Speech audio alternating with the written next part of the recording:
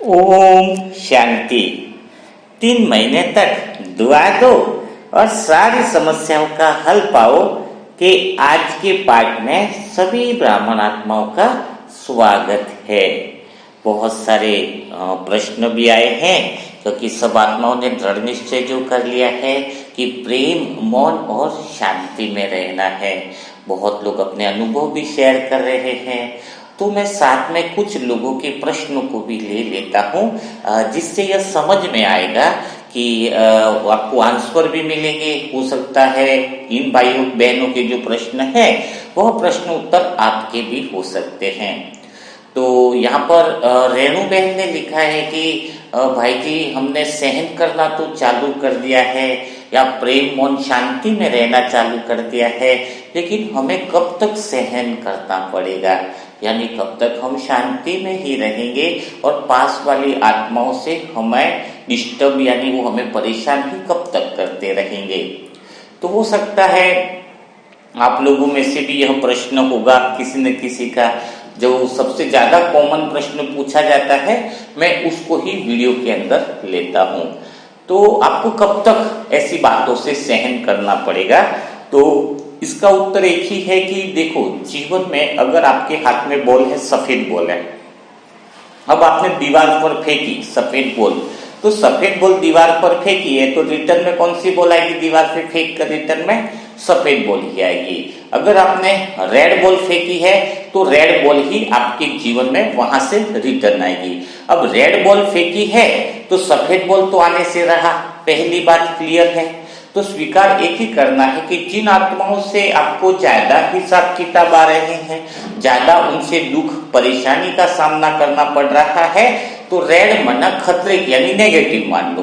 तो आपने उनको इस जन्म में चाहे पिछले जन्म में जो बोले फेंकी है, क्या करिए, जो उनको दुख दिए हैं, जो उनको नेगेटिव किया है, जो उनकी परिस्थितियों में आप विकराल काल रूप बन करके खड़े रहे हो इस जन्म में चाहे पिछले जन्म में, तो कोई दुख जो आ रहा है वो कोई नया नहीं है, कोई आपको अपनी तरफ से नहीं दे रहा। ये बहुत गहरी बात है। तो अपन ने फेंकी है जिस तरह की बोले, जिस तरह का व्यवहार हमने उनके साथ किया है, तो वही व्यवहार की बोले हमारे साथ आ रही है, हमारे पास आ रही है, यानी लाल बॉल आ रही है। तो हमें करना क्या होगा? तो 2 बातें करनी होगी। पहली बात क्या करनी होगी कि जैसे मैं आत्मा क्या करती हूं कि अगर मुझे कोई दुख देता है तो मैं स्वयं दुखी तो न होकर और मुझे उस पर दुख आता है। किस बात का दुख आता है?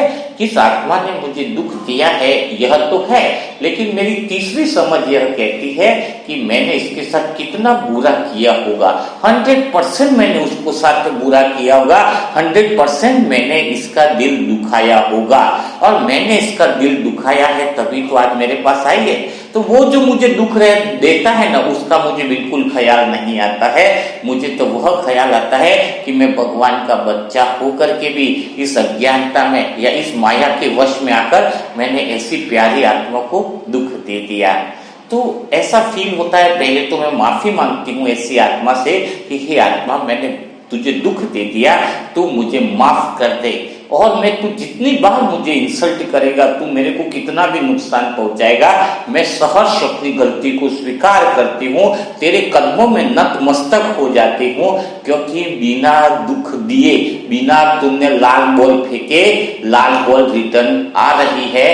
तो आपने लाल बॉल फेंकी है, आपने उसको दुख दिया है। अब क्या हो रहा है, लेकिन उसने मुझे लगातार लाल बॉल रिटर्न में फेंक रहा है, लेकिन अब की बार मेरे इधर से उसके पास सफेद बॉल जा रही है। कौन सी बॉल जा रही है?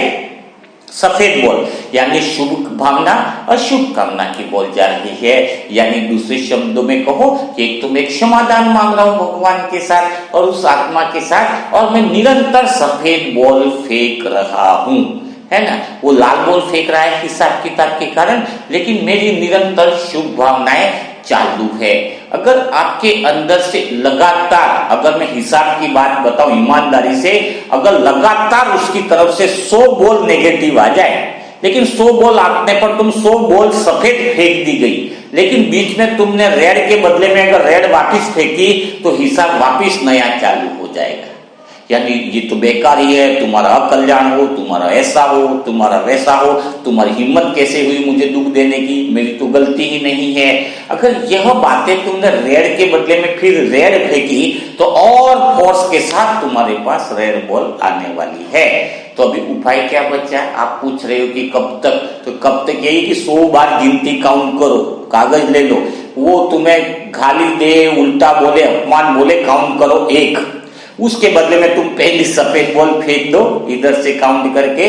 नहीं, ये आत्मा तेरा कल्याण हो, तेरा जीवन सुखमय बन जाए, तेरे जीवन में आनंद घटित हो जाए, तेरे पर परमात्मा की कृपा हो जाए, तेरे पर परमात्मा की ऐसी कृपा हो कि तेरा हृदय और तेरा बुद्धि रूपी नेत्र एकदम से खुल जाए। तो तैयार हो क्या आप उसको सफेद बॉल फेंकने के लिए?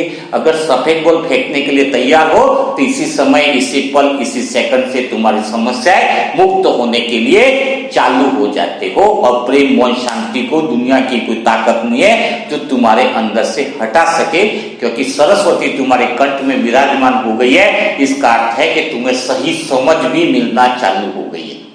अब उस सही समझ का इस्तेमाल कितना करते हो वो आपके ऊपर निर्भर करता है।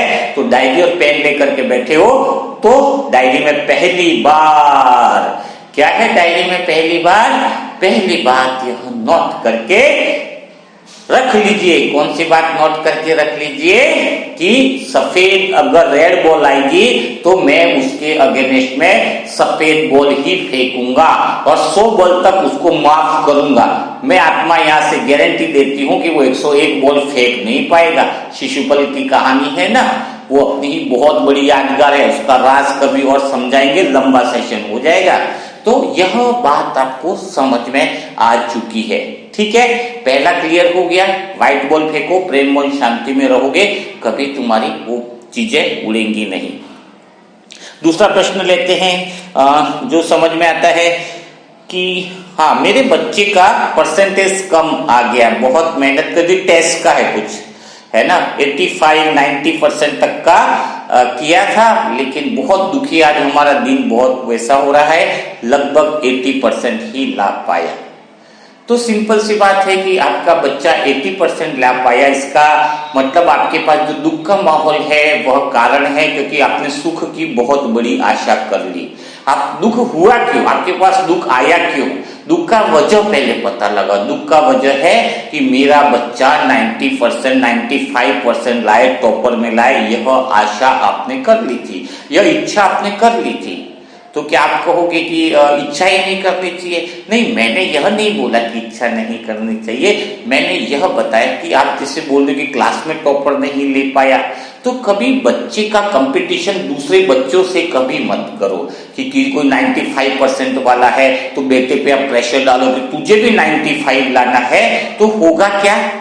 होगा यही कि जैसे एक मारुति 800 का इंजन है और एक में स्विफ्ट डिजायर गाड़ी का इंजन है, दोनों की रेस आप कराओ, कौन आगे बढ़ेगा?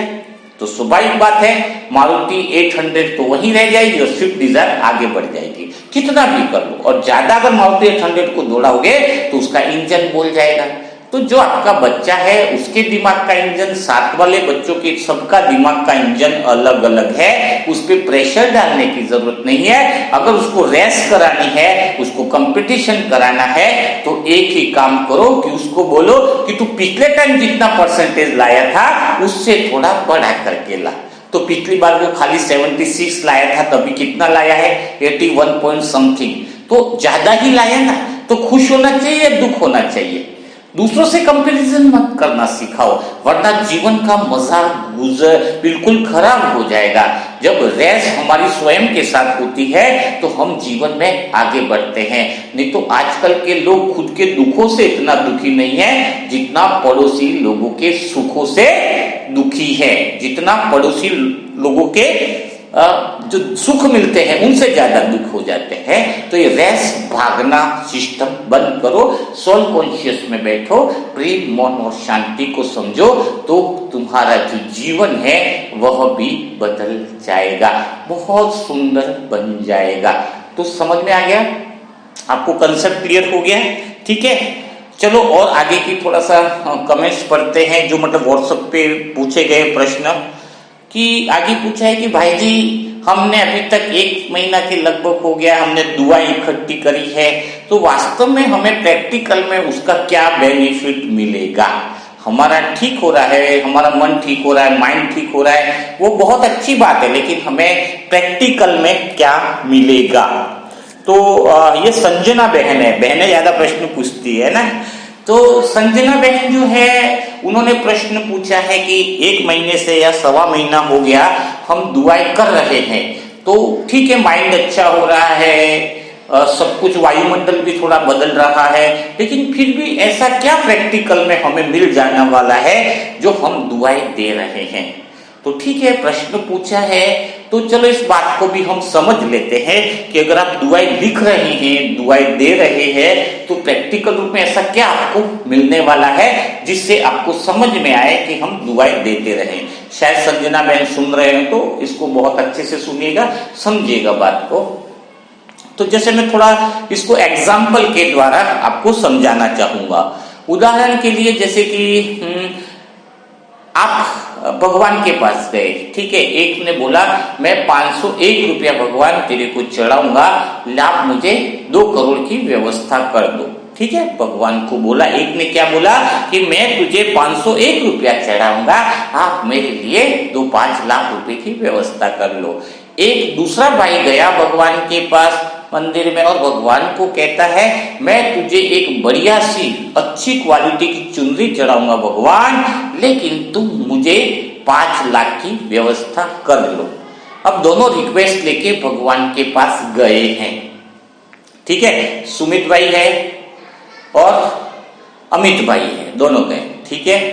अब क्या होता है, भगवान उनको साक्षात्कार कराता है और सुमित भाई को बोलता है कि तूने मुझे क्या पागल समझ रखा है कि 501 रुपये के अंदर मैं तुझे 5 लाख रुपया दे दूंगा। अगर देना ही है मैं 5 लाख रुपए में से ही अपना 500 नहीं काट सकता हूं, है? तो तूने मुझे क्या बुद्धू समझ रखा है। दूसरे को भी यही सपना आता है कि तू खाली 30-40 रुपए की 100 रुपए की चुनरी चढ़ाकर मुझसे बहुत कुछ 5 लाख रुपया मांगना चाहता है। क्या तूने मुझे मूर्ख समझ रखा है? मैं तेरा बाप हूं, क्या बोलता है भगवान, तेरा बाप हूं लेकिन बुद्धू नहीं हूं। आया ना समझ में? तो दोनों की फाइल क्या हो गई, वहां पे रिजेक्ट हो गई। क्यों? क्योंकि दोनों लोग भगवान से सौदा कर रहे थे, भगवान से व्यापार कर रहे थे, लेकिन भगवान व्यापार का नहीं, सच्चे दिल का भूखा है, सच्चे प्रेम का भूखा है। परमात्मा को प्रेम, मौन और शांति से पाया जा सकता है, ना कि भगवान को धन और दौलत से पाया जा सकता है। अब थोड़ा और हम आगे बढ़ते हैं। 2 भाई लोग फिर गए वहां पर, 2 भाई लोग फिर रिक्वेस्ट लेके गए कि हमारे जीवन में 10 लाख की बहुत समस्या है। एक भाई ने बोला 10 लाख की बहुत समस्या है और बड़े प्यार के साथ भगवान से बात करी, और एक दूसरे भाई ने भी बोला कि मेरे पास भी 10 लाख की मुझे बहुत बड़ी समस्या है, हे परमात्मा तुम इस प्रॉब्लम को समाधान करो। तो परमात्मा क्या करेगा, सुमित और अमित दोनों का देखेगा। इसमें से सुमित एक ऐसा बंदा है जो दिल से दुआएं देता है, उसका व्यवहार इतना अच्छा है कि वो सबके लिए अच्छा सोचता है, जिसके अंदर फीलिंग है कि सबका भला हो, सब सुख पाए। और इधर अमित कैसा है, अंदर के अंदर बहुत नकारात्मक है, लोगों से जलता रहता है, लोगों को कुछ भी आगे बढ़ना नहीं देखना चाहता है, बहुत तरीके से उसके विचारों के अंदर दुर्गंध भरी हुई है। तो परमात्मा क्या देखता है, सुमित का देखता है, तो इसके पास दुआओं का खाता कितना जमा है। तो देखता है सुमित के पास तो यह 50,000 लाख दुआएं जमा है, और अमित के पास तो दुआएं तो 0 तो है, लेकिन और वो दुआएं का खाता बैंक बैलेंस जो है वो माइनस में है। तो परमात्मा क्या करेगा, अमित को क्या बोलेगा कि all the line are busy, परमात्मा सुमित के काम में बिजी। परमात्मा से क्या जवाब आएगा कि all the line are busy, परमात्मा सुमित के काम में बिजी। क्यों बिजी? क्योंकि वो किसका काम करेगा, परमात्मा के पास कौन सी शुद्ध इच्छा है जो काम आ जाएगी, किसकी इच्छा पास होगी, किसकी अर्जी पास होगी, उसी आत्मा की अर्जी भगवान के पास होती है, जिसका दिल सुंदर होता है, जिसके दिल में हजारों लोगों की दुआएं जमा होती है, ब्लेसिंग जमा होती है। तो समझ लो कोरोना काल के अंदर लोग करोड़ों रुपया लेके गए कि हमारे बच्चों को बचा लो, हमारे रिश्तेदारों को बचा लो। करोड़ों रुपया ले जाने पर भी वह इंसान ठीक नहीं हो पाए। और कोई गरीब घर का भी व्यक्ति था जिसके पास 1 रुपया नहीं था, लेकिन दुआओं का खजाना उसके पास बहुत अच्छा था, परमात्मा व्यवहार उसके पास जो बहुत अच्छा था, वह बिना पैसे ठीक हो गया।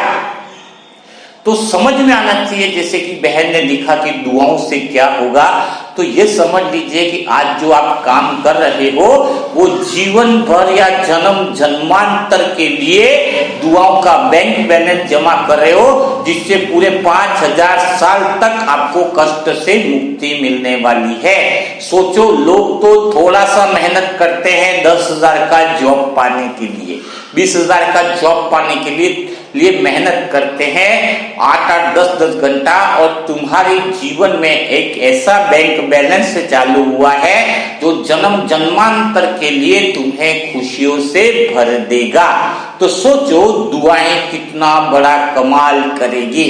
मेरे पास जो भी कमेंट में दुआएं लिखता है, एक एक आत्मा का रिकॉर्ड है कि किस आत्मा ने, टोटल मेरे पास रिकॉर्ड आ जाता है कि किस किस वीडियो पे कितनी कितनी दुआएं लिखी है। जिसने 1250 से ऊपर 9 लोगों ने दुआएं लिखी है, जिनके साथ मैं पर्सनल व्यक्तिगत फोन करता हूं, बात करता हूं, इनको अमृत वेले का हीलिंग पावर देता हूं। कितनी आत्माएं ऐसी 9, क्योंकि हमारे पास वाईटी स्टूडियो में सीधा खुल जाता है कि इस आत्मा ने कितनी दुआएं दी है। टोटल वीडियो के ऊपर जितनी दुआएं लिखी है उसने, उसकी संख्या उस पर क्लिक करते ही बता देता है। तो आप में से कितनी भी आत्माएं होशियारी लगा दे, है ना, परमात्मा के साथ होशियारी नहीं चलती है। जो ज्यादा होशियारी लगाता है वह स्वयं के साथ धोखा करता है। जो ईमानदारी से हर एक वीडियो पे जहां जिस आत्मा को जरूरत है ईमानदारी से लिखता है, तो पूरा रिकॉर्ड बाबा के सामने साक्षात प्रकट हो जाता है 1 सेकंड के अंदर। तो वो आत्माओं पे भगवान की नजर है, जो आत्माओं के पास, जिन आत्माओं के पास दुआओं का खाता बहुत बढ़ता जा रहा है। तो कितना आनंद है। तो अभी आप निर्णय लो अपने आप के लिए, आप निर्णय लो स्वयं के लिए कि आपको कितना जल्दी, मैं तो कहता हूं जो 5 दुआएं लिखने के लिए बोलता हूं, जैसे अभी लव भाई के लिए है, या फिर जो भी ऐसी आत्माएं हैं जिनको रुष्का राज बहन का बच्ची है, वो छोटी गुड़िया, बहुत जबरदस्त दुआओं की जरूरत रहती है। तो उन सब आत्माओं के लिए जो खास है उसकी लिस्ट भी और अपडेट करो, जिनको ज्यादा जरूरत है, तो उनके लिए इतनी भर के ब्लेसिंग करो कि पूरी दुनिया हिल जाए। कोई आत्मा तो दिन भर लग जाए, 100 दुआएं लिख ले, 150 लिख ले, किसने रोका है। बैंक बैलेंस आपका बढ़ेगा। दिल से दुआएं लिखो, बैंक का खाता बढ़ाओ, गारंटी है आपकी रिक्वेस्ट सबसे पहले भगवान के सामने पहुंचेगी। आपकी रिक्वेस्ट रिजल्ट नेगलेक्ट हो जाए ऐसा संभव ही नहीं है। आपके जीवन में उजाला आना 100% गारंटी के साथ है, लेकिन दुआएं दिल से लिखी हुई रहें। मुझे भी इतना बताने की जरूरत नहीं कि मैंने ये किया। कई लोग व्हाट्सएप पे बहुत गुड मॉर्निंग और लगातार मुझे आत्मा को मैसेज करते हैं। सोचो मैसेज सिर्फ काम की किया कीजिए, ताकि 1500 का ग्रुप है, दूसरी आत्माओं का भी ग्रुप है।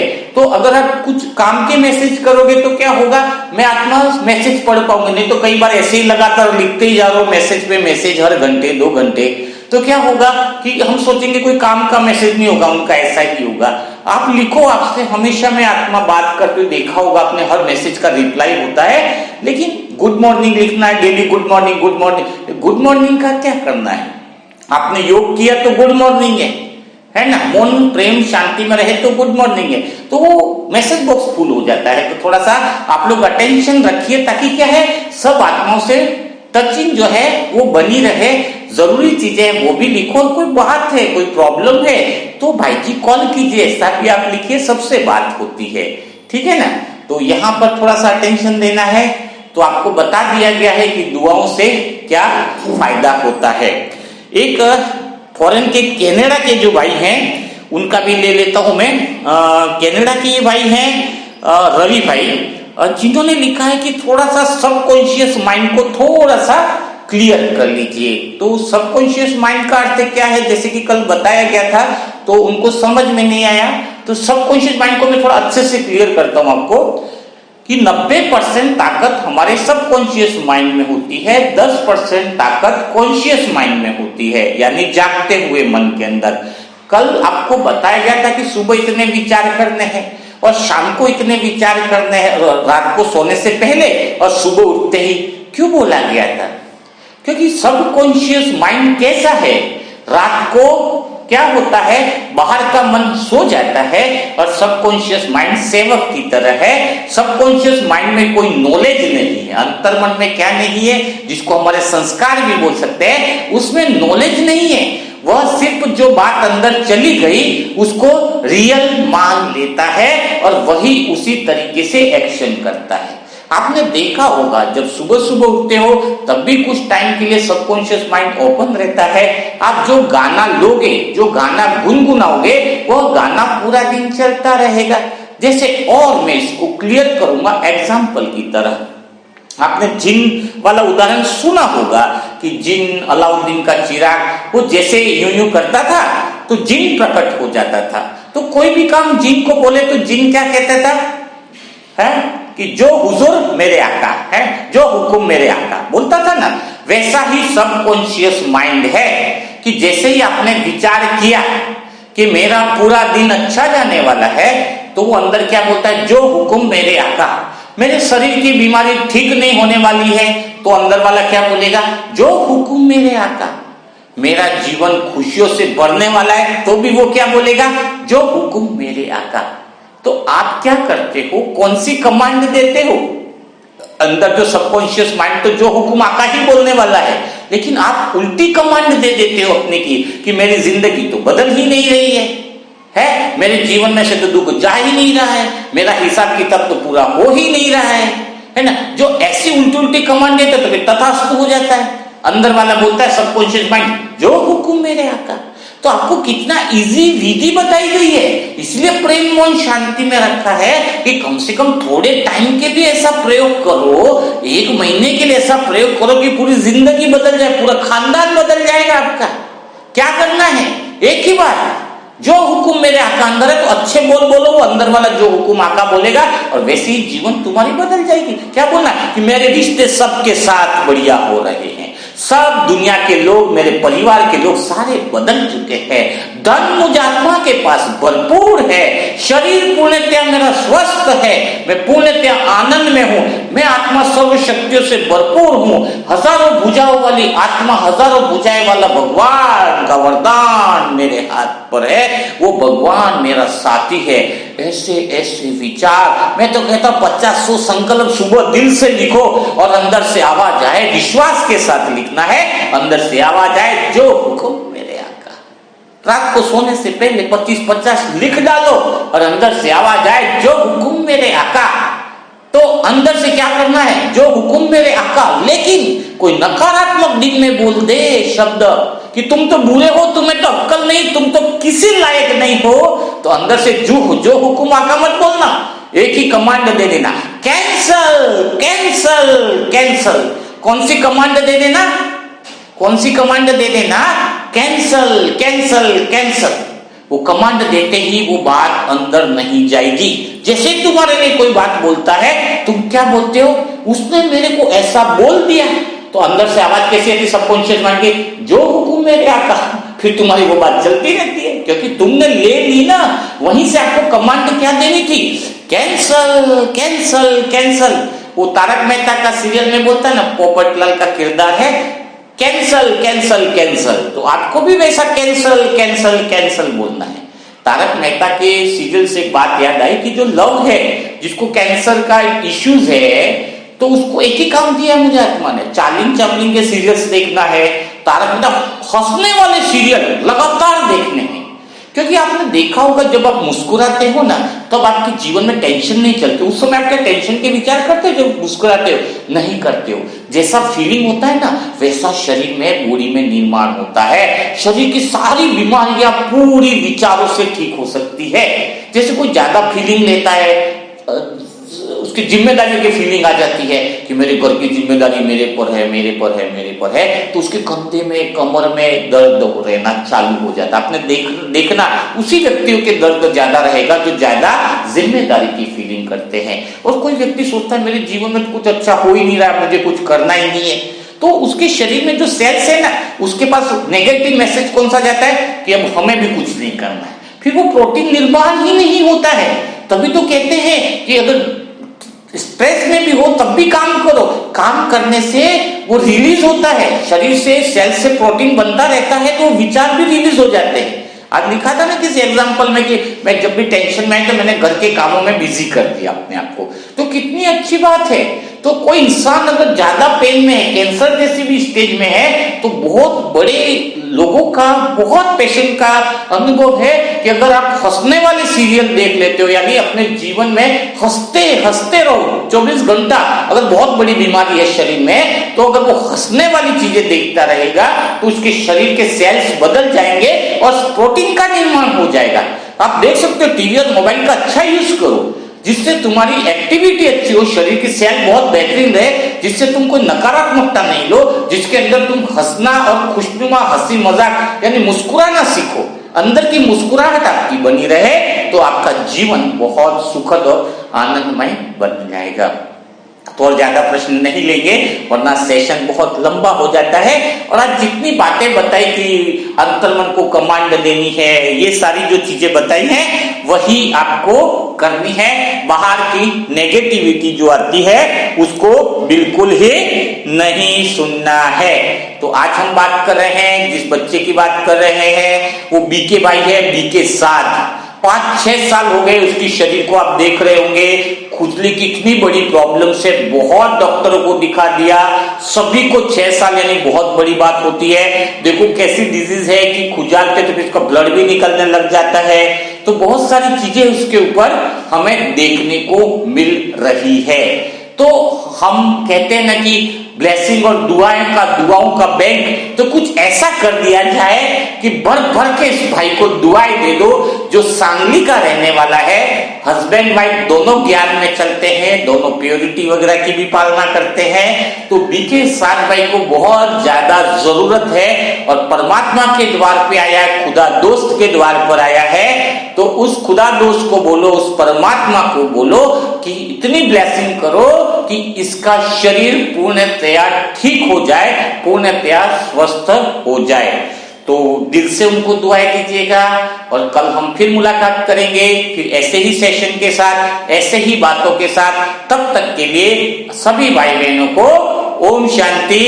प्रेम, मौन और शांति में रहना है, उसका पंछी कंठ से उड़ना नहीं चाहिए। न केवल आप पुरुषार्थी हो बल्कि मैं आत्मा भी इस चीज को फॉलो कर रही हूं। ओके, ओम शांति। Best of luck.